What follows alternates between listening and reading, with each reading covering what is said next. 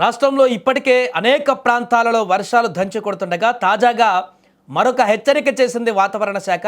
తెలంగాణ రాష్ట్రంలో ఆదివారం సోమవారాలలో మోస్తారు నుంచి భారీ వర్షాలు కురిసే అవకాశం ఉందని వాతావరణ కేంద్రం తెలిపింది. ఉరుములు మెరుపులతో 40 నుంచి 50 కిలోమీటర్ల వేగంతో ఈదురు గాలులు కూడా వీచే అవకాశం ఉందంటూ కూడా పేర్కొంది. మహబూబ్ నగర్, నాగర్ కర్నూల్, వనపర్తి, నారాయణపేట, జోగులాంబ గద్వాల, ములుగు, భద్రాద్రి కొత్తగూడెం, ఖమ్మం, నల్గొండ, సూర్యాపేట, మహబూబాబాద్ జిల్లాలలో అక్కడక్కడా కురిసేటువంటి అవకాశం ఉందని కూడా పేర్కొంది వర్షం. ఇక వచ్చే 2 రోజులలో ఉష్ణోగ్రతలు 2 నుంచి 3 డిగ్రీల వరకు కూడా తగ్గేటువంటి అవకాశం ఉందంటూ ఐఎండీ తాజాగా పేర్కొంది. ఈ నేపథ్యంలో వర్షాలు ఎక్కువగా ఉండేటువంటి అవకాశం ఉంది కాబట్టి 2 రోజుల్లో జాగ్రత్తగా ఉండాల్సినటువంటి పరిస్థితి ఏర్పడింది ప్రజలకు. ముఖ్యంగా భారీ వర్షాల నేపథ్యంలో అధికారులకు తాజాగా సీఎం రేవంత్ రెడ్డి కీలక ఆదేశాలు జారీ చేశారు.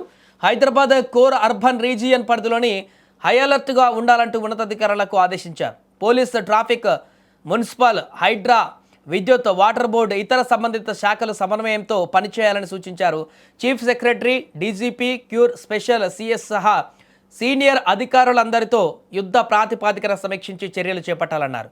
నగరవాసులకు ఇబ్బందులు తలెత్తకుండా సత్వర చర్యలు చేపట్టాలని ఆదేశించారు.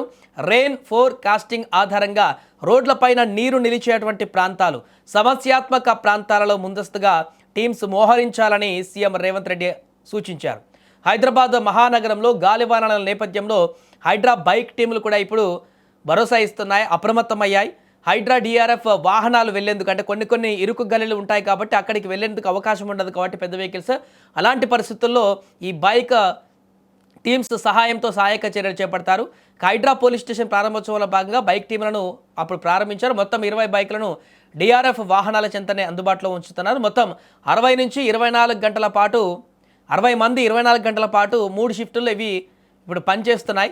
సో నగరంలో డిఆర్ఎఫ్, మాన్సూన్ ఎమర్జెన్సీ టీంలు, స్టాటిక్ టీంలకు అదనంగా వీరు పనిచేస్తారు. సో ముందుగా రోడ్లపై ఉన్నటువంటి ఆటంకాలు తొలగించి ట్రాఫిక్ క్లియర్ చేయడంలో హైడ్రాలో బైక్ టీంలు కీలక పాత్ర పోషిస్తాయి. నగరంలో 80 ప్రాంతాలలో చెట్లు పడిపోగా హైడ్రా బైక్ టీమ్స్తో సహా డిఆర్ఎఫ్ బృందాలు ఫిర్యాదులను పరిష్కరించినట్టుగా ఇప్పటికే అధికారులు తెలిపారు. ఈ నెల 9న మొత్తం 192 చోట్ల చెట్లు పడిపోగా బైక్ టీమ్స్తో పాటు డిఆర్ఎఫ్ బృందాలు తొలగించాయి. సో సిటీలో వర్షాలు కురుస్తున్నటువంటి నేపథ్యంలో ప్రజలకు ఇబ్బంది లేకుండా అన్ని రకాలుగా ముందస్తు చర్యలు చేపట్టాలంటూ ఎమర్జెన్సీ రెస్పాన్స్ బృందాలు అప్రమత్తంగా ఉండాలంటూ అటు జలమండలి ఎండీ అశోక్ రెడ్డి అధికారులను కూడా ఆదేశించారు. జేఎండీ మయాంక మిట్టల్తో కలిసి అధికారులతో టెలికాన్ఫరెన్స్ నిర్వహించారు. సివరేజ్ ఓవర్ఫ్లో అయ్యే మ్యాన్ హోల్ను గుర్తించి నివారణ చర్యలు చేపట్టాలన్నారు. తాగునీటిలో తగిన మోతాదులో క్లోరిన్ ఉండేలా జాగ్రత్తలు తీసుకోవాలన్నారు.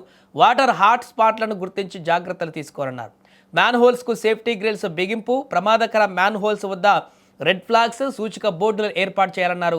ఇక జలమండలి, జిహెచ్ఎంసీ 140 వాటర్ లాకింగ్ పాయింట్లను కూడా నిత్యం పర్యవేక్షించాలని ఎండీ సూచించారు. నగర ప్రజలు ఎట్టి పరిస్థితుల్లోనూ మ్యాన్ హోల్స్ మూతలు తెరవకూడదంటూ కూడా హెచ్చరించారు. ఫిర్యాదులకు జలమండలి కస్టమర్ కేర్ 155313కి కాల్ చేయాలంటూ కూడా కోరారు.